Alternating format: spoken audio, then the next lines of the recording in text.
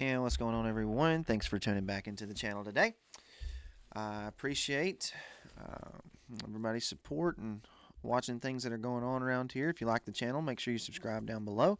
Today I want to just talk briefly for a second about some thoughts on premillennialism, because if you notice the landscape of eschatology currently, especially in a lot of forums and places like that, with folks that you're talking to, you're going to notice that there's a lot of hatred that goes on towards premillennial thought. Now, probably they get the most hate because there are the most of them, and it's the dominant view, especially because of the works of John Nelson Darby. You could say somewhat accredited to Spurgeon, whose sermons were sent over here. You could definitely say because of the Schofield Bible. You could say because of D.L. Moody.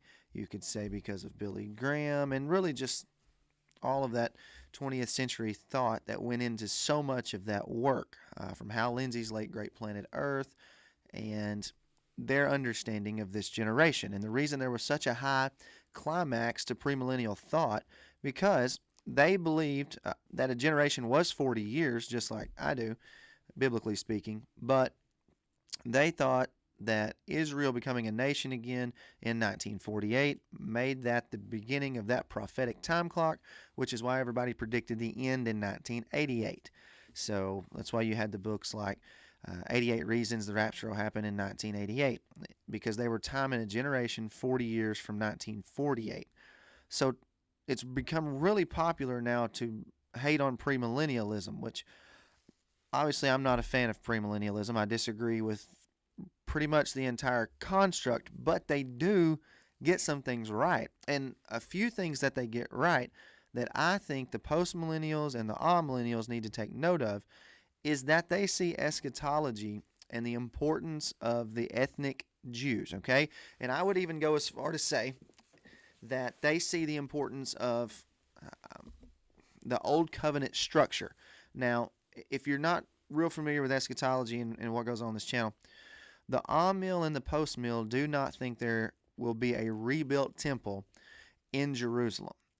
However, many premillennials think that there will one day be a rebuilt temple in our future. They'll use Daniel 9 to get there. They will use some things, maybe even like in the book of Revelation, Revelation 11, when it talks about measuring the temple.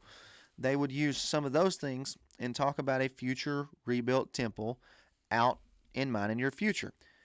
Part of the reason that they want to do that, some of them see the importance of Israel's feast days and why eschatology is related to that construct. They know that it has to center around some of the work of Israel. And if you've ever noticed some of the predictions that happen, sometimes those predictions will happen in September. I remember September 21st was a prediction of the rapture or the end that would come. The reason that they posit those things there is because they're trying to work around that feast day pattern. It's important, I think, for us to note that some of the premillennials see the importance of that, but the amillennials and postmillennials do not see eschatology as centered around Israel's structural pattern. Now, in my paradigm, eschatology is completely centered around Israel's structural pattern. That doesn't mean it's just for the Jews, because the Gentiles came in on those promises. And we still come in on those promises today through Christ. But think about it this way. I had some conversations this week with some friends who were local pastors, and I asked them this question. I said, if we agree that Jesus is the Passover lamb, that Jesus fulfilled unleavened bread, that Jesus fulfilled first fruits, and that Jesus fulfilled Pentecost in Acts chapter 2, then what gives us the right to say that the 3 fall feast days and the rest of that old covenant structure remains unfulfilled because the Jewish structure is gone today? So think about it with me.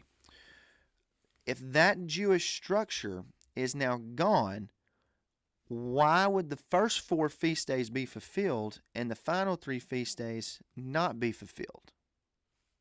Because what you're doing is you're placing those eschatological things like the last trumpet or the high priest in Hebrews coming out the Day of Atonement, and which is would bring to the fulfillment of the Feast of Tabernacles, the final 3 feasts.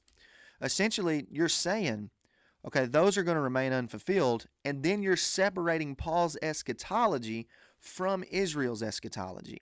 That doesn't work. If you told a Jew, if you said, well, this whole redemptive story is over at Pentecost, they would look at you like you were crazy. If you said it was over at Passover, they would look at you like you were crazy. They had an understanding that every year they were rehearsing the redemptive plan. Okay? Well, if that old covenant structure is gone, which the vast majority of Christianity says that it is gone, the old covenant, the temple's not there, it doesn't function the same way anymore. If that is gone, then on what basis will the final 3 feast days be fulfilled in the future? And the answer is they can't be. Furthermore, I would add Matthew 5, 17, and 18 says that old covenant structure could not be vanished and taken out of the way until everything was fulfilled. So if trumpets, Day of Atonement, and Feast of Tabernacles have not yet been fulfilled, then that old covenant structure should still be on the scene and still be in play.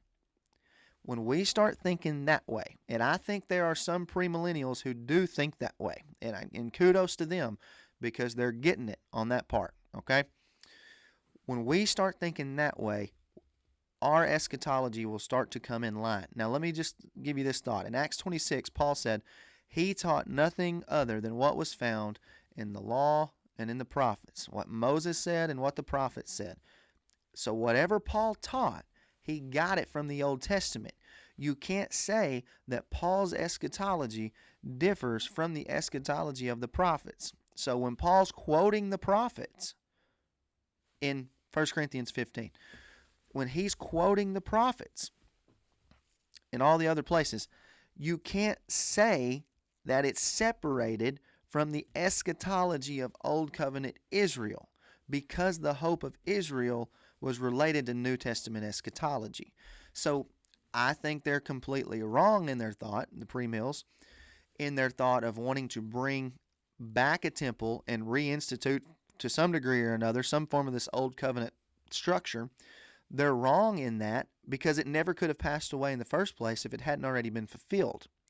So we need a proper understanding of the timing, we need a proper understanding of the nature, and we need to stop telling all the premillennials that they're so crazy and that they're so dumb, because some of them are getting some things right. And if you start looking at, pre-mill, all-mill, post-mill, you're going to, in the way I see it, and I think you'll see it, is they get some things wrong, but they all get some things right. And people wouldn't be holding to things if there weren't some things that they couldn't land their hat on and say, no, this is what this is. This is clear. This is right. We need to figure out how they harmonize and how they mesh together in such a way. So be careful before you start hating on the premills all the time. Maybe we need to examine kind of some of their structure and what's going on there, because I think they're seeing this thing center around Old Covenant Israel. I just think they misapply the timing. Thanks for watching the channel. Subscribe down below, and we'll see you soon. I've got a video coming on, it'll be my Sunday school lesson, which make sure you check it out because I'm going to do some extensive stuff on Babylon this Sunday. I'm in the end of Habakkuk 2, which talks about the destruction of Babylon, but then I'm going to go into some stuff about how Babylon is used in the rest of the scriptures. So I think that'll be beneficial for you. Make sure you check that out when it gets released next week. Take care.